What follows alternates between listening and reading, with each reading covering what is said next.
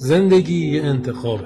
امروز میخوام داستان 3 برادر افسانه‌ای یونان رو براتون بگم. زئوس، هیدس، پوزایدون. 3 برادر با 3 اخلاق متفاوت. زئوس میگفت برو دنبال پول و کار. پول نداشته باشی اسقر بقال سر کوچم یه حتی آدم هم بهت نمیده، محلت سگت هم نمیده. پوزایدون میگفتش که همه چیز که پول نیست. زندگی یعنی همین با هم بودن ها. برو دنبال عشق و احساسات و محبت. دریایی فکر کن. هادس هم میگفتش که هر دو برادرم در اشتباه هستن. مال دنیا که مال دنیاست، این از زئوس.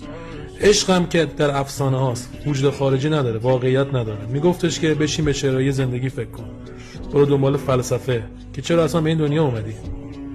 من مثل یک روح زندگی میکرد. دیگه نمیدونم کدومشون کارشون درست بوده، ولی میخوام بگم زندگی انتخابه.